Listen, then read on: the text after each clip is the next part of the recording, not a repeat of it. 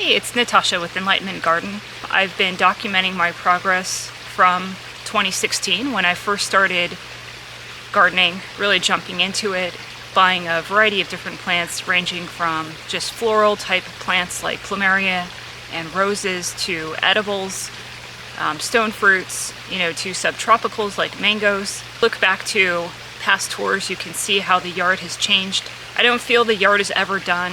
Every year you'll see that I've removed some plants, things that didn't work, and then bringing new plants in, trying different things. So to my viewers that have followed me along, as well as to those of you that are new, welcome to my garden.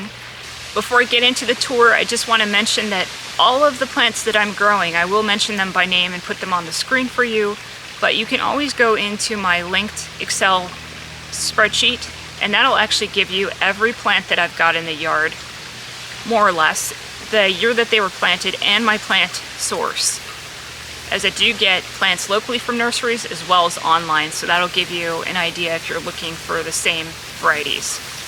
So I do have quite a large lot. It's almost half an acre, and I'm growing on 2/3 of that, so pretty good growing space. I have hundreds of plants in the yard, and I will be calling them each out by name, so this is going to be a fairly long tour video. So hope to see you at the end. My lot is north-south exposure, so the front of the yard faces north and my backyard entirely faces south. This is a half an acre lot, so I have a lot of growing space. And initially, remember, I didn't start as a gardener. I really wanted a nice entertaining space, so I do have the big pool there.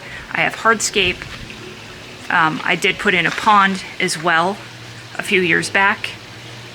So quite a few items in the yard beyond the plants.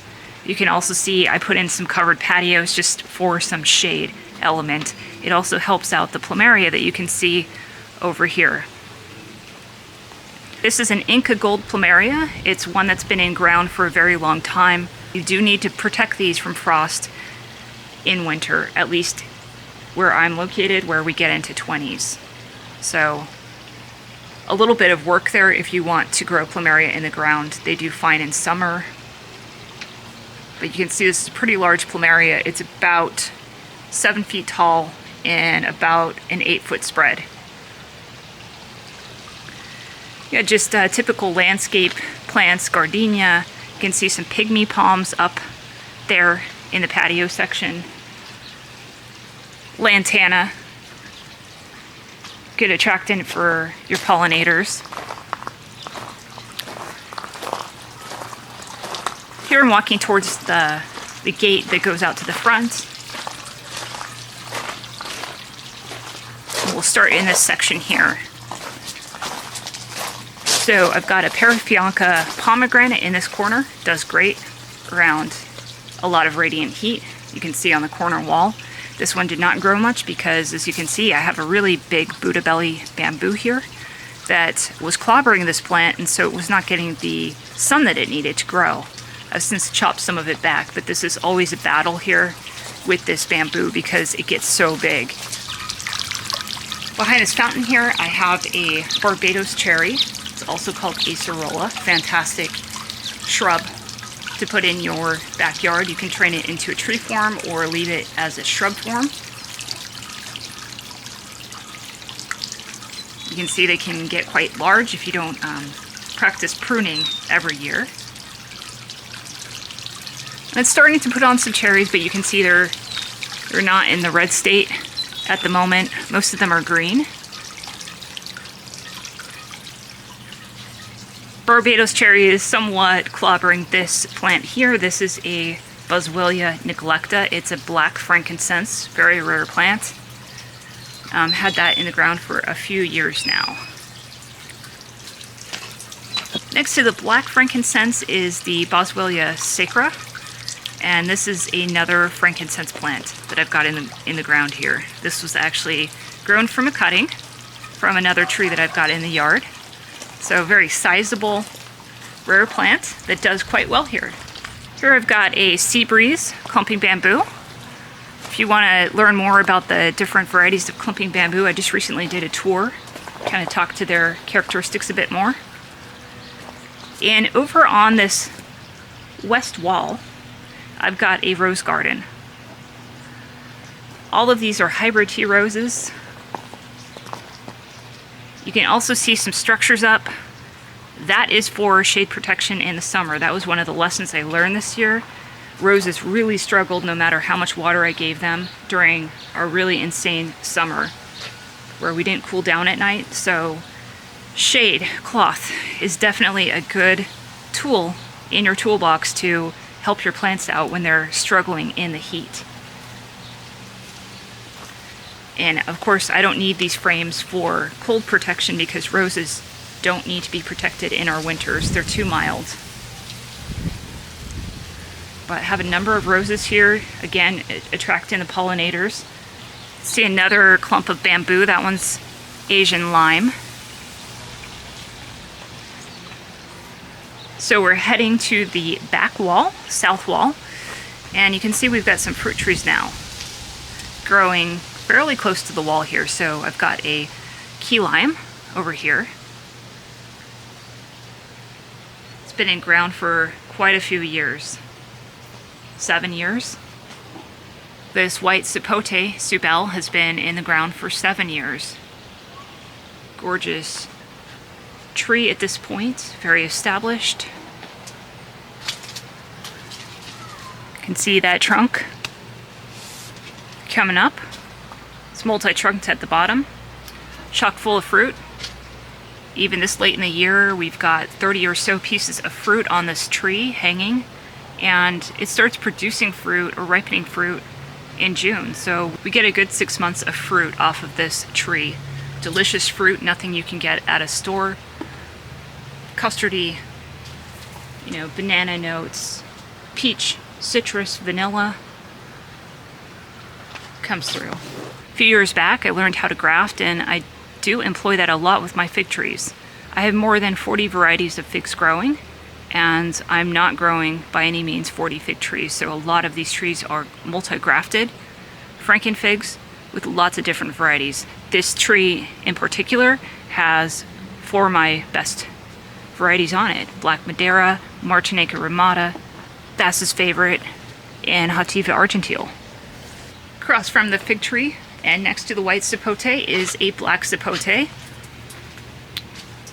Been in ground for about 7 years, but did get damaged by summer, so I cut it back, and it's going to get really nice winter protection now that it's shortened due to that white sapote overhead. This is a very densely packed area, so I'm going to come down here so you can just see how close all the trees are. So that was the white sapote. Here's the black sapote. That's a fig tree there, and then I've got a longan there and another fig tree right behind it.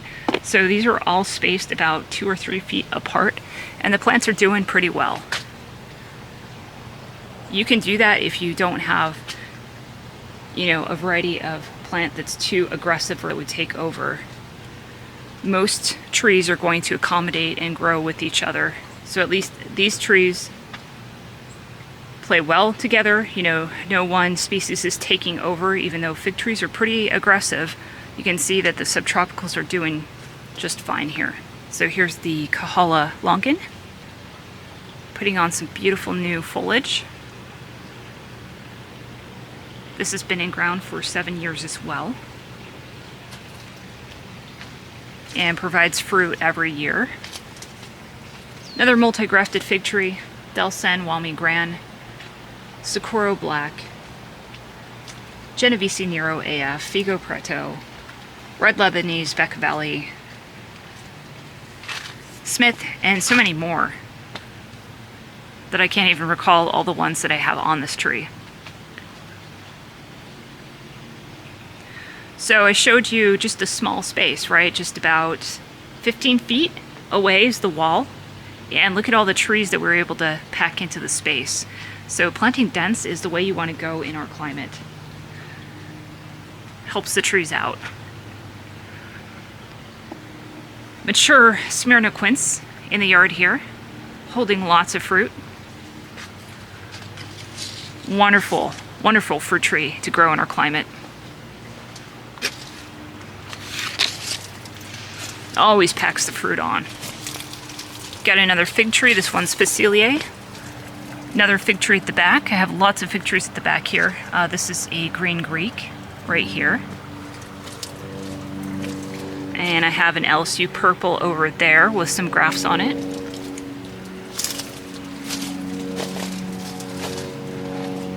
Figs are one of my favorite fruit. Just so much diversity in a fig.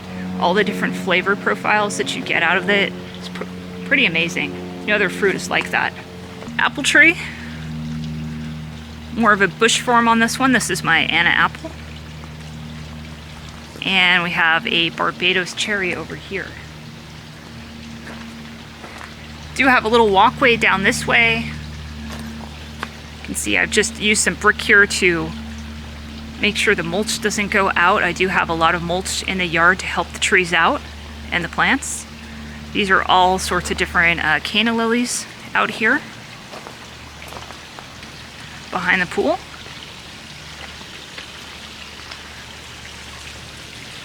These are great for just natural mulch, you know, chop and drop type application. And they add a lot of color. On the other side of the path, I have a giant timber clumping bamboo. Have a little vegetable garden going here. Really found invasive roots with the vegetable garden, so changed things up a bit. Down below the bed, I actually have metal aluminum sheeting to keep the roots out because they completely invaded these beds.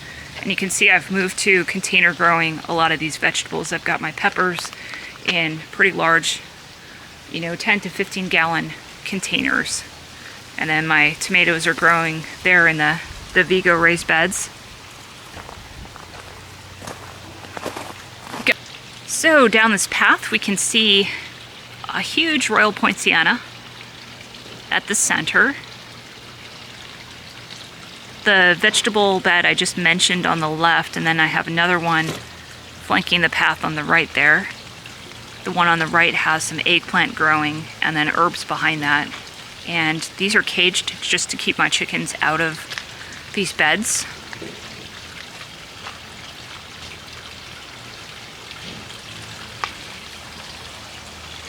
That bamboo I showed you on that side. There's another one there.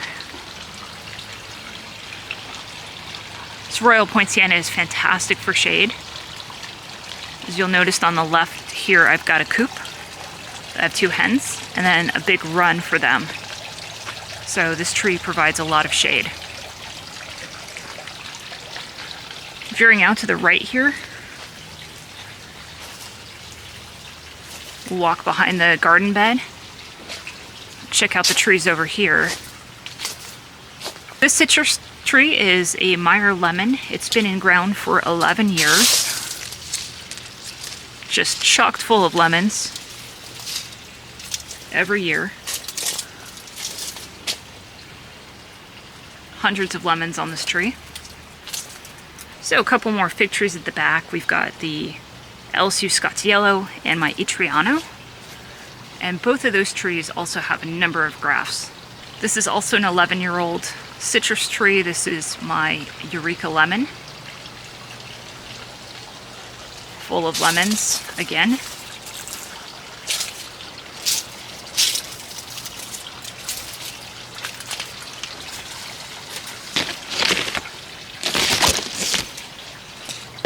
So you can see some Mexican sunflower here in bloom, and this is again off my wall. I've got a couple of those. Then we have a new citrus. This is a Caracara orange.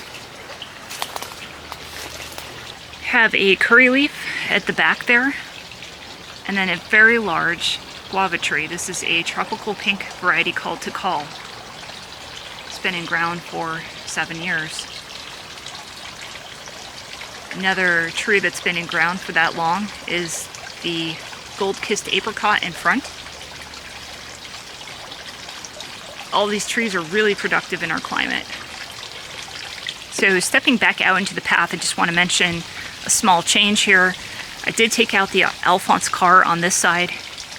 Wasn't all that fond of that bamboo and wanted a different plant in there that would actually give me some fruit. so kumquat, that's planted there in place of that. And then you can see I've redone the path, reconfigured things. I used decomposed granite for all this, but cut in a new path, balanced everything out, and then also increased the ring for this Royal Poinciana so it gets more water, has more air exposure there. Move the fountain slightly just to rebalance everything, make it a little bit more aesthetically pleasing. So in this phase, we've got an old Hamiai clumping bamboo. This is my cranberry hibiscus. This was in a different area of the yard and I transplanted it here. Doing quite well.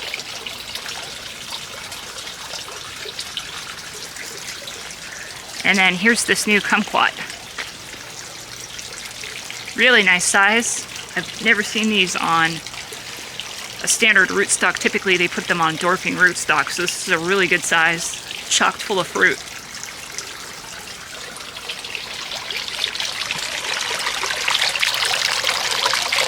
Okay, let's break down the plants here. So here in the ground is the bacon avocado. This is one of those raised garden beds, but I'm not using it to hold soil. I'm just holding mulch in here. So there's the trunk on this one, right here. This is actually planted on a mound, so this is above grade. And then I just have a lot of mulch around it, you know, good 8 inches of mulch. It's treated okay during summer. Actually surprised me, didn't really lose leaves during the summer. But it does have the benefit of shade, as you can see. This bamboo is providing lots of shade. And this Royal Poinciana is also providing lots of shade to this area. Really nice microclimate with those two plants. So what's gone this year? That white mulberry is gone. I did cut it down to the ground, got rid of it. I'm actually not growing mulberry in the ground anymore. I've decided to only grow that in containers. Just way too aggressive for me to handle. And in my opinion, there are better things to grow than mulberry for shade. Namely, ice cream bean. So you'll hear me mention it over and over. I planted 6 ice cream bean plants in the yard this year, and they're going to serve as my shade canopy. They use them in Hawaii on coffee and cacao plantations because they take coppicing so well. They are nitrogen fixing, and they are not so aggressive in their root system that they're going to take over those sensitive crops. So ice cream bean offers that wonderful shade aspect, and then also seems to be a really good companion plant to the rest of these plants here. Like this African pride Atemoya that I added in springtime. And this guy seems confused, thinks it's spring, and it's like putting on little buds at this point and new leaves. Look at these massive leaves.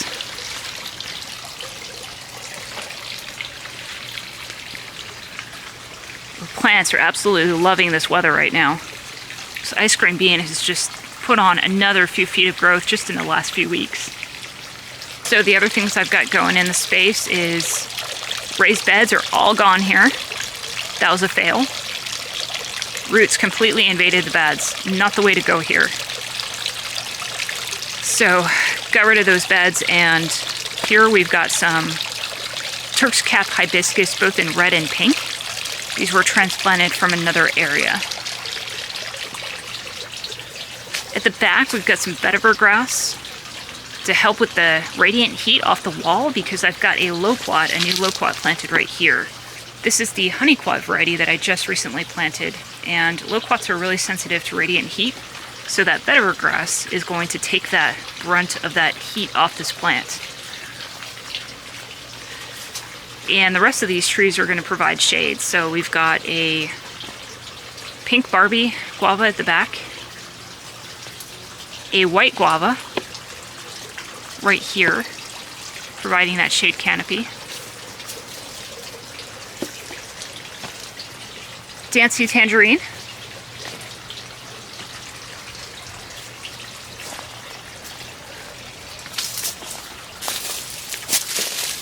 At the very back wall, I've got a variegated pink guava.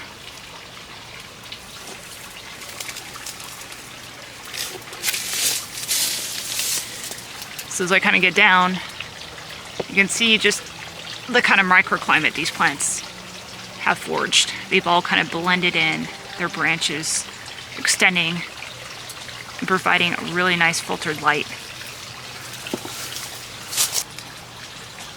Another clump of bamboo. This is the Asian lemon. And we have a couple more clumps of bamboo. We've got a bamboo sakeba, and then a blue Tolocamerathala, and a silver stripe Tolocamerathala. A few feet from that wall to create a privacy screen at the back. So this area has a lot of different plants going on. Just kind of pan and show.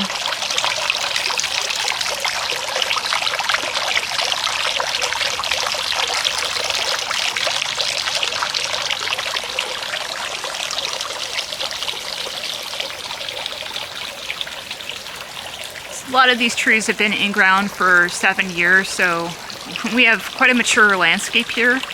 Like this olive tree, this Arbicina has been in ground for that long, and it's massive.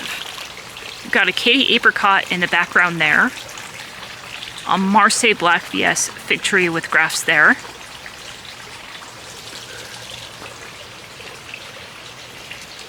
We have a Moringa in front.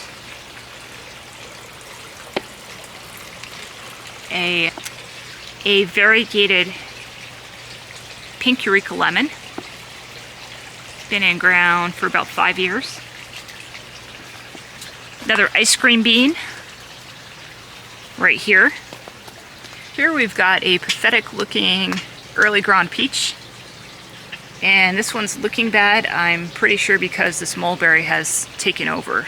This is one of those times where a tree that's been in ground that's as aggressive as a mulberry tree is going to definitely take water and nutrients from nearby plants, especially if they're weak and young, like this tree was when I planted it.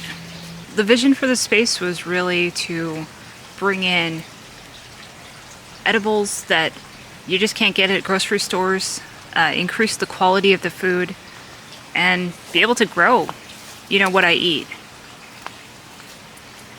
So there's a lot of diversity of plantings. I've mentioned a lot of fruit trees here. We've got some more on this side. This is a red Malaysian guava. Starting to put in some shrub layer as well in between plants to take advantage of that space. Here we have a red Suriname cherry, curry leaf, another Barbados cherry. A lot of these plants don't just produce food, but they also produce shade, which is really important in our summers here. Down at the bottom here we see some artichoke, some daylilies, some basil,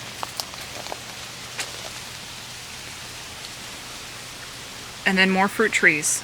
So this is a Mexican cream guava. The diversity is really nice because a lot of these will ripen up at different times. Here we've got Moringa, nice support plant for the yard. Put this in for some fast shade because, as you'll see in this spot, if you've seen prior videos, is very mature Illinois everbearing mulberry I had in ground is gone. That was actually something I cut down at the end of winter this year, and that was to make room for some replacement trees that I think will do better in the yard and do better for the trees around them. I find mulberry to be a bit too aggressive when you're interplanting them with smaller edibles like this Black Star Suriname, for example, or a loquat like I had in the past in that spot. They seem to be a little bit too aggressive. Despite that the taproot goes down deep, there will be some lateral roots, and for sure you're going to have feeder roots. And on a mulberry tree that's as massive as the tree I had, despite pruning it down, really low each year, it would grow 20-25 feet tall and then have about a 15-foot spread.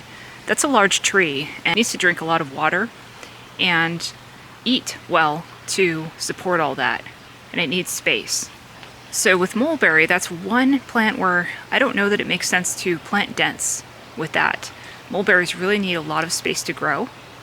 And I think they're better suited for an area where you've got them away from your more sensitive plants or smaller plants that maybe don't have the same growing structure and just can't compete with that root system.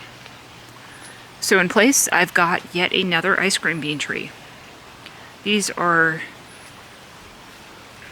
is going to provide me with an evergreen, which is something I really want in the winter when everything else is kind of defoliated.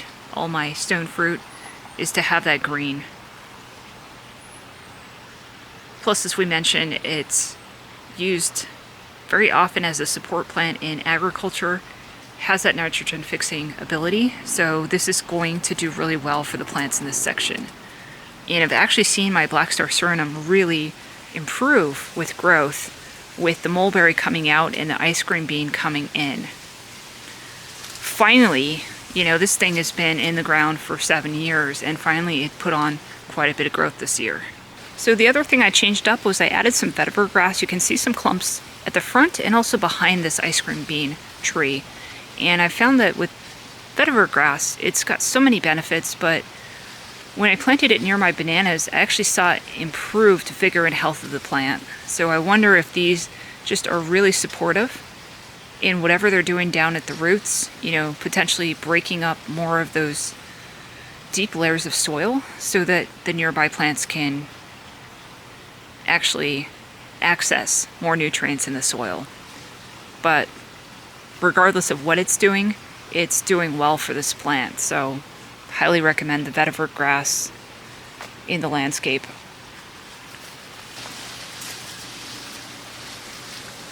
So we can see a pretty good sized royal poinciana that's been in ground for 7 years. Provides really nice filtered light in this section and helps out these trees in summer big time. So we had looked at that variegated pink lemon. This is just the other side of it. Got a Hychia persimmon here, and this one has been in the ground for actually over a year, but has not done a thing. And I think, again, it's due to this Shangri-La mulberry. Despite cutting this down, you can see where I cut it very low to the ground and 20 foot tall.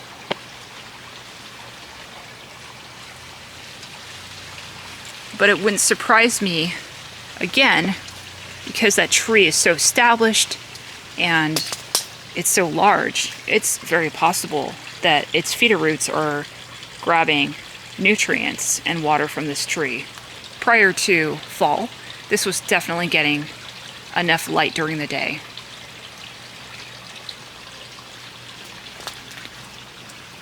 This is my raspberry latte fake tree. Completely top work this one with one of my favorite varieties, which is the red Lebanese Becca Valley. That's a Mount Etna type fig and really one of the best tasting in my opinion. So I have a few grafts going on this tree. These were all put on in spring. So the growth is pretty incredible from just doing a graft after a few months and the amount of fruit you can get. Over on this side, I've got another fig tree. This is the Panache Tiger. Solid variety for our climate. Asian pear. Still got some pears on top there. It's had a really nice fruit set this year.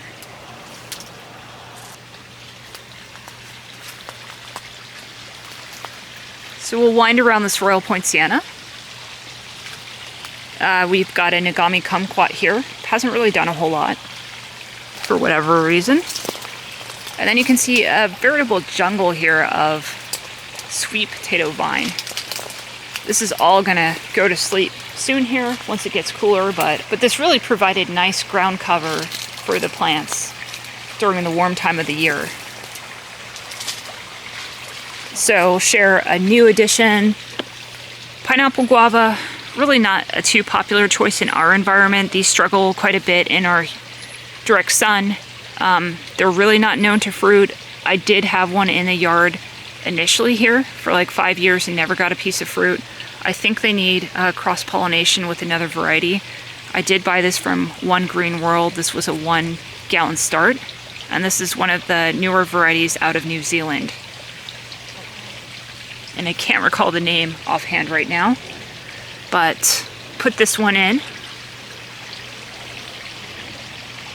Nothing else, it'll provide edible flowers and again help our pollinators out. So here we've got another pineapple guava. This one I added this year. I still have the tag on here. So this is one I got from Lowe's. Said to be self-fertile, have not found that to be true. They always say get another one for, you know, cross-pollination. So we'll see on that. Just an experiment. Another Barbados cherry. And this one was planted so that it could take sun, because we do get that west facing sun coming down across this way, so it gets blasted pretty heavily. So this is a nice one to put as a buffer. For ice cream bean plant in the yard. This one actually was sold to me as a Grand Duke jasmine. I knew it wasn't that at the time, but planted it in the ground, and out of all the ice cream bean plants I've got growing, this one seems to be the slowest, so I'm not sure what exact cultivar it is. There are lots of different varieties of ice cream bean. Everything that I've bought has been labeled as edulis, but I've heard that's a highly mislabeled variety, so who knows. But that one's done okay. It's grown a bit, but not like the others. I've got a Lacatan banana there. Added a sweet almond bush. It's growing back towards the bamboo there. We have a Mexican sunflower growing nice and tall up with this Moringa that's next door. And then right next to me, I've got this bear's lime tree. Again, hasn't really grown tremendous this year, but definitely has put on some growth from last year. We're now headed towards my tropical section. Really was trying to use the natural landscape to provide a protected microclimate for subtropicals like my mango, sapodilla, Jaboticaba, avocado, you know, quite a few plants. And it didn't quite work out for me, because what happens if you have early frost and late frost is your evergreens can be stripped bare of leaves. And that's what happened to the old homii that was back there. So that was another reason I decided to get rid of that clump of bamboo. So it just wasn't serving its purpose consistently, you know, no matter what weather was thrown at us. So decided to go the safe route and actually build a frame. Especially with the summer we had, I found that the tropicals really loved and did well with that shade cloth, taking the brunt of the heat off. I did 70% over summer, kind of late into the summer, and they really did well. When they were getting just the morning direct sun, they were even burning in that. So definitely recommend for your subtropicals a frame like this. This is also really going to help me out in the winter time, because we do get 20s here, and that can kill a young mango if you don't protect it. So again, a bit of a jungle in here. It's hard to make out the plants because we have all this ground cover down here. But we do have mangoes in ground, both seedling and grafted varieties. This is a Namdokmai seedling. This is a Sinclair monoembryonic seedling. This guy here is a coconut cream seedling mango. This guy here that's kind of sprawling is a grafted Namdokmai. Been in ground for over 4 years now. We've got a grafted Glen mango here. A seedling Kak mango here. And then in the containers there, I've got a Hog Plum or red Mombin. And then I've also got the Silas Wood Saphodilla.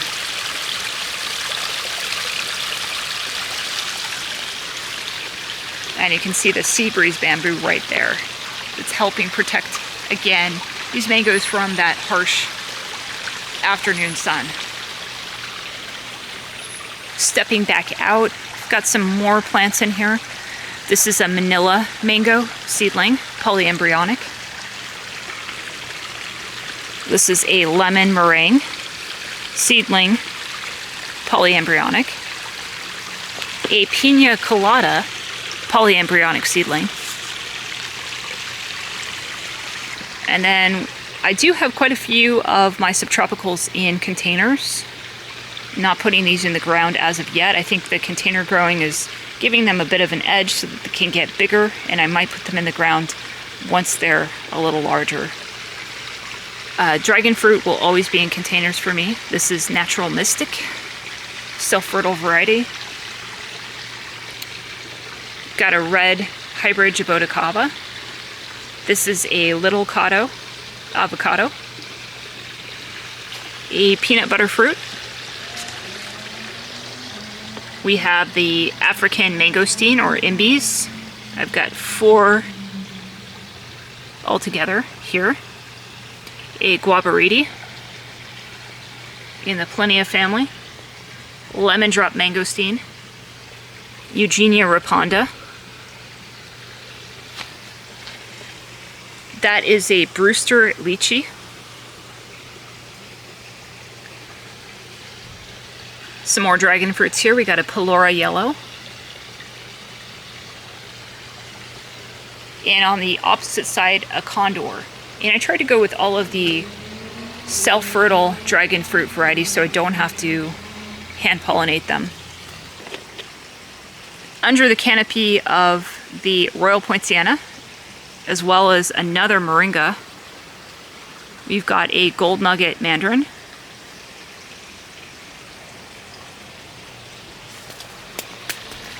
On the other side of the row, I've got another ice cream bean, another Nagami kumquat, just some rosemary here.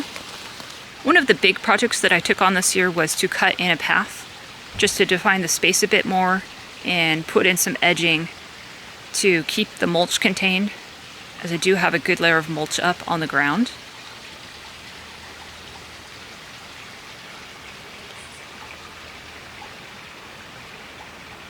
See, the Moringa is just on fire right now, just full of bloom. So this tree is actually full of these little pods, and when they're small like this, they look like little string beans. That's actually a good time to go ahead and harvest and cook them up. They're more tender at this time. If you keep them on the tree and they get thick, they're a little bit tougher to eat. But definitely a wonderful tree to put in your landscape here in this climate. Does not require much water. I don't really water this tree anymore. It just gets passive water from other plants I'm watering.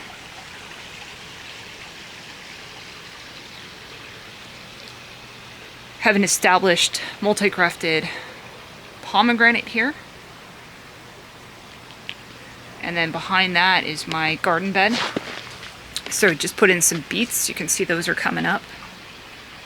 Pretty nice here. And then we have some tomato plants as well. On this side I've got a Chicago hardy fig tree. It's multi-grafted. You can see a large frankincense tree. It's been in ground for 11 years.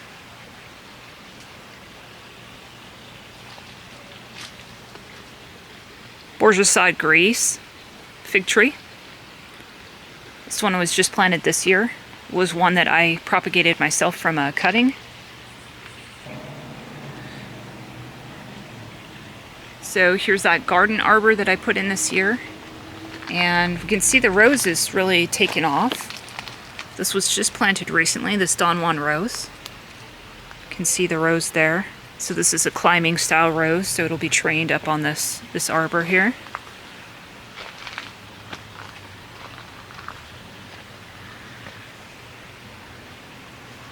Next to the frankincense, I've got some sweet almond, another ice cream bean,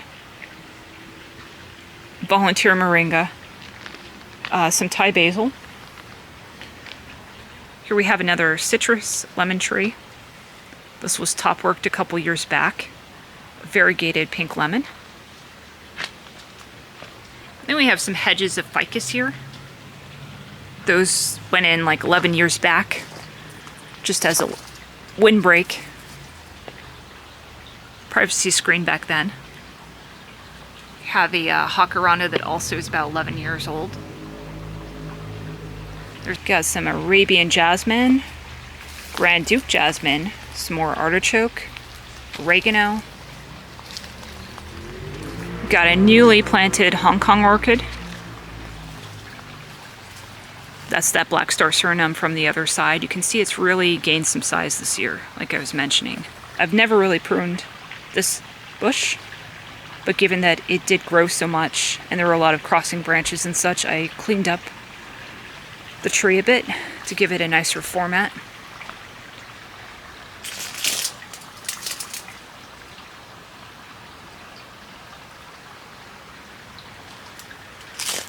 Coming up to my Apricot Aprium, it always looks like hell this time of the year, out of summer. The leaves just are in a permanent folded state, those that experience summer. It's not really a lack of water at this point. It's getting plenty of hydration, but the old leaves just never wanted to come back out of this. And it's about to drop everything anyways. But this is the only Aprium that I've got growing in the yard, so I don't know if this is typical of all varieties. I know Apricot requires higher chill, so it might just be particular to this variety that it struggles so much, but that's another reason why I added the ice cream bean over here, because that's going to provide some shade relief to this tree in summertime. You can see with the fall it did push out some new foliage here, but even that's going to drop very soon here.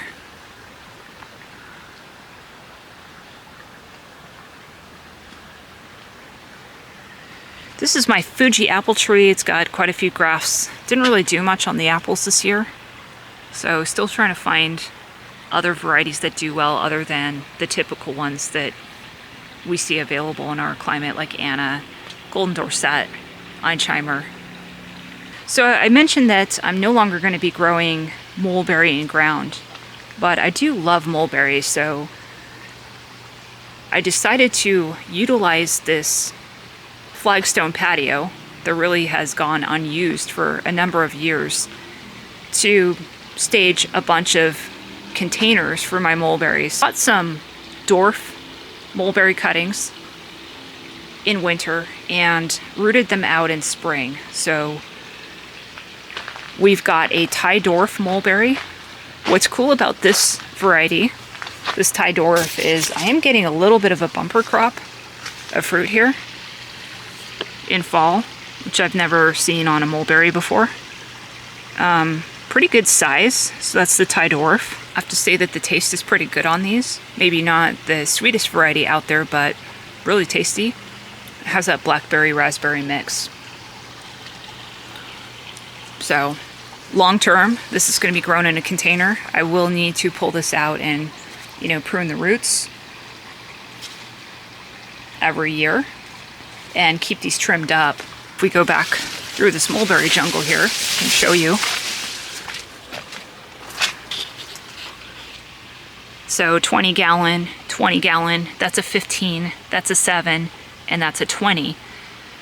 These 4 containers that are towards the wall, those are all the Maui variety. So again, ordered some cuttings and rooted those out. I have not tried the berry off of this yet, but this is another dwarf variety, and it's a Hawaiian variety. It's supposed to be very sweet and one of the best dwarf mulberry varieties you can grow. That was on the word of Jan Doolin, who really knows her stuff on mulberries. She's out in Florida. So got those cuttings from her. So excited for a mulberry harvest in spring. The shade of the guava tree overhead, this is a tropical pink guava. This area is going to stay pretty well shaded in summer. So that's kind of the new plan for mulberry for me, and those are the varieties I'm growing. This little guy here in the pot, this is a Mewa kumquat. Hard to find variety, so just got him as a 1 gallon. A little bit to go there before I get fruit off of it, but it's said to be one of the best kumquat varieties out there. Even though my raised bed experiment failed, I did keep the plants that I was growing. I had these thornless blackberries. These are the Prime Arc Freedom. So I've got those in 20-gallon containers also back here. And then we've got an O'Neill blueberry, high bush blueberry, low chill. I did get fruit off the blueberries this year, so you can grow them here for sure. They just need definite shade, afternoon shade in our summers. So we're coming back to that tropical area. I've got a Black Star Suriname. This was just from seed from my grafted plant. They're not true to seed, but Suriname cherries are growing on me. They're a really interesting taste. Like I've mentioned in the past, tastes like a cherry and a curry leaf to me. It's got sweet and savory mixed in. Here I've got a grafted day avocado. This one was not planted on a mound style. That was before I understood that was the better way to plant these in our clay soil. It survived summer just fine. It's looking okay. Still haven't seen this, spurt a lot of growth. It's been in ground now for 2 years. I'm hopeful this one will finally establish itself and put on a good amount of growth. I think, again, with the structure, having that sun protection is going to really help it in summer. So it's not just trying to survive, but it can actually put on growth. So we have some more dragon fruit in this container. Here I've got San Ignacio, Delight, and then we have a sapphire, white sapphire. I have a Grumichama coffee plant. This is the Arabica variety. Not going to grow it for the coffee, but for the cherries. Hopefully this will set some fruit. These are very sensitive to cold, so this will be going in my garage, just like the plumeries will, when we get to those 30s. And all of my container mangoes are actually going to join the plants in this area once winter comes. I've got them in another spot in the yard just soaking up more sun now, because this gets a little bit too shaded at this time of the year, so I want those mangoes to get the benefit of as much sun as possible. So I will show you all of my container mangoes, but they will be under these structures during winter. This is another Jaboticaba. This one is the black variety, Sabra. Have a little pitangatuba down there. Got a Sapodilla. The butterscotch was just not growing for me. I ended up pulling that out. This is actually a seedling Sapodilla, and I might just graft to it once the plant does something and gets a little bit bigger.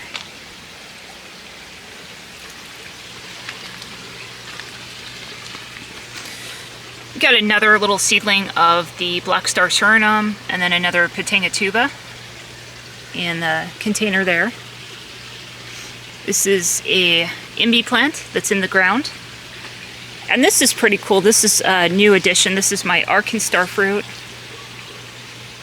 Got this from Lara Farms, and I'm really excited because it's actually got a bunch of fruit on here. It has 6 little starfruit growing. And this just got put into the ground, about a month and a half ago. So it's really liking the spot. I've never seen such huge leaves on the starfruit. At least with my prior attempts. I tried a carry at one point, and then also the Frank tongue. Didn't have good success with those. This guy's really liking this dappled light situation. It's really protected from the wind.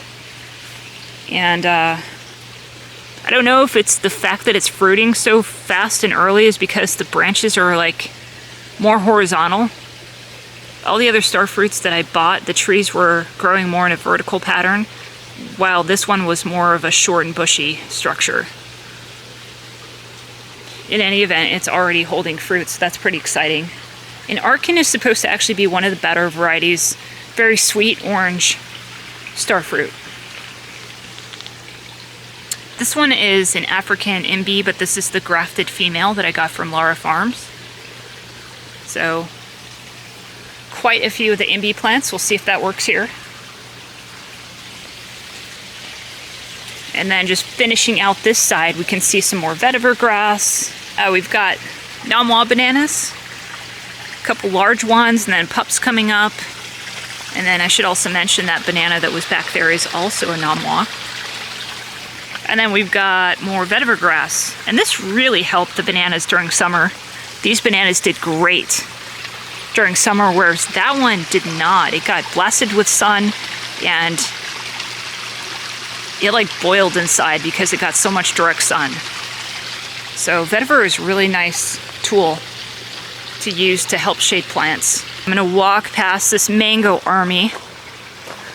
I didn't think I had that many mango plants, but when you line them up like that, wow. Looks like I went a little crazy this year. And I did. I added a lot of mango plants this year. So let's go through these container plants. Size and age of these mangoes varies. Some of them are monoembryonic, but most of them are poly. Most of them are seedlings. And they range in age from anywhere from like a year and a half to under 6 months old. So let's just go through the line. Since the majority of these are seedlings, I'll just mention the ones that are grafted. If I don't mention grafted, then it is a seedling. So we've got the sweet tart, lemon zest, pina colada, coconut cream, Sinclair, almost my height, lemon meringue, also getting about my height, Floragon, Sugarloaf, that one is grafted. We've got the cotton candy, Philippine, Maha Chinook, that one is also grafted, Okrum Tong, Fruit Punch, Ice Cream, Nam Dak Mai, Kak, Triple Sec, that one is grafted, Sweet Tart,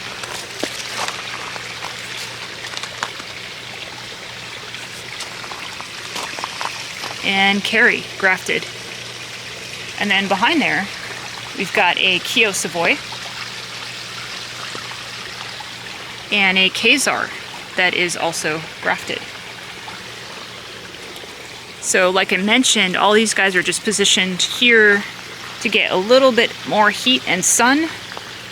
And then once we are in the 30s, they will get packed back into my little mango house there. And I'm going to be putting up 2.5 ounce frost cloth up on the rungs here. And I'm going to be putting a heater on the inside. So these guys are going to have a nice winter, a warm winter here. Between the two frames, I've got 180 square feet of growing space in here. So I will be making a small alteration to this frame so that the plants here on the outskirts are included in this. I just have to bend the pipe out and angle it. So this will get a slight extension on it soon. You can see a pond there in the background. That one I had built by Pond Gnome several years back. Wonderful addition to the yard. Sea breeze bamboo in front. Definitely made some changes to this area. Redid all of the landscaping in here and trying a few more plumeria in ground. The trick with plumeria is you want to keep them warm during winter. And you also don't want them to rot or freeze. So I thought this might be a good location. It is underneath the structure, which has shade cloth on it. So it should catch some of that frost and prevent it from settling on these plumeria, but I've got a kahala in the ground here, and you can see surrounded by rocks, so it's going to get a lot of radiant heat. And it also has the humidity of the pond just right beyond it, which plumeria appreciate. So we'll see how these do. Got a divine in the ground. These all were in containers prior to me planting them in the spot. And I've got a firestorm here. So we'll see if this microclimate does it.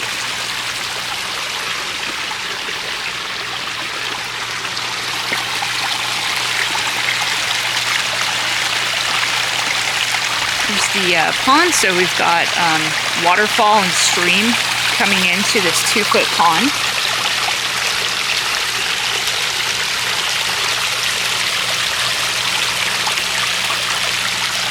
Various aquatic plants in here.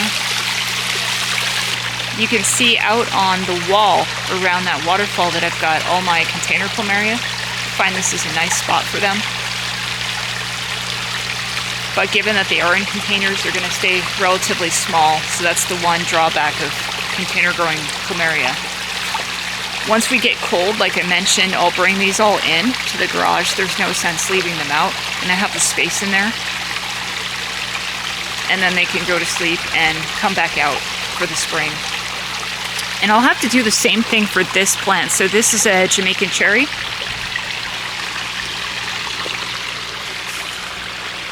It's actually chock full of fruit right now.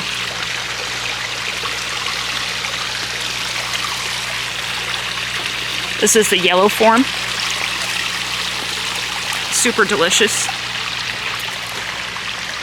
Every day I hunt on the tree for these Panama berries and get a nice snack out of it. Really love this tree.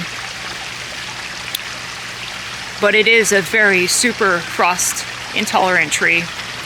So you're going to definitely need to frost protect this and cold protect it if we go below freezing if you've got it in ground.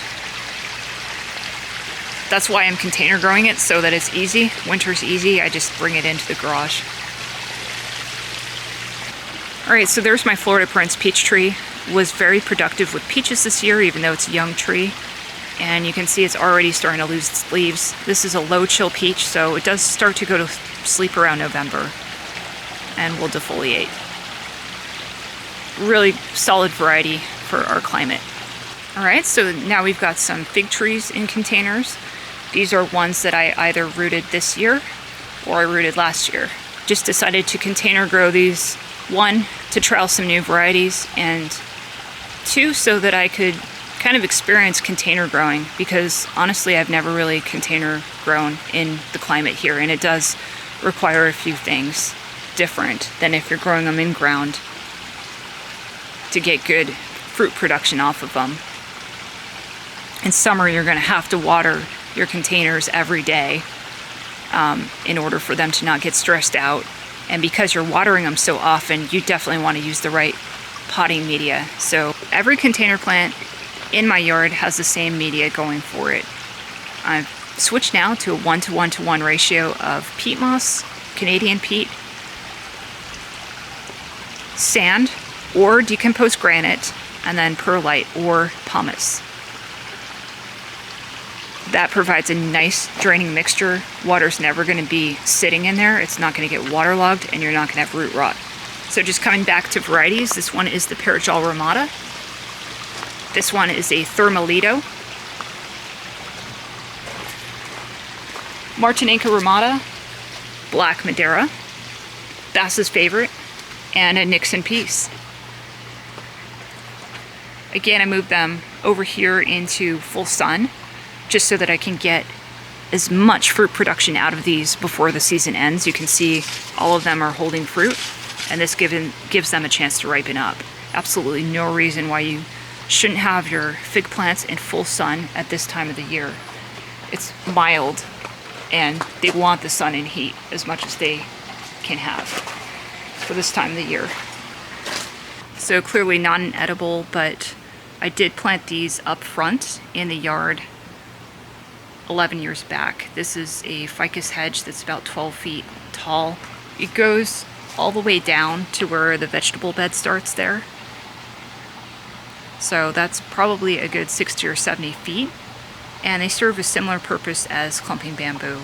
They're going to provide a privacy screen, wind protection for the yard, and just that nice living green screen.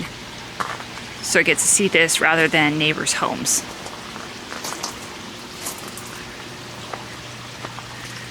So long tour for sure.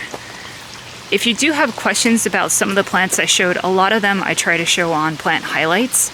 So if you look back into my videos, you can see all the various videos out there that I've made since 2016. And maybe watching one of those plant highlights will help answer some of your questions. If not, definitely post them down below and I will respond back to you. So really do enjoy this channel and interaction with you guys, my YouTube family, in gardening. I try to do these to help you out and just share lessons learned. So as I've mentioned in other videos, gardening to me is definitely part of my lifestyle. It takes a lot of work to do all this, but it's so rewarding, not just in the fact that you can grow your own food, but how beautiful it is, how tranquil it is, and the peace you get from putting your hands in soil and working with plants and nature. So if you too want to grow an edible landscape, hopefully this has given you some ideas. You might not have the same space to work with, you might have more. You might have different objectives. But hopefully some part of this video was helpful to you or of value. Or even if you rent a space, or just live in an apartment where you don't have ground to work with, you can always container grow. A lot of these plants work well in containers. So even though I'm not doing a whole lot of that, you can see I definitely have quite a few plants in container culture and they're doing quite well and they fruit. So that's always an option. And if you had a rough time this summer, just know it's not always going to be that bad. This past summer was hard on everyone, including myself. So don't give up and keep growing. Thanks for watching and happy gardening.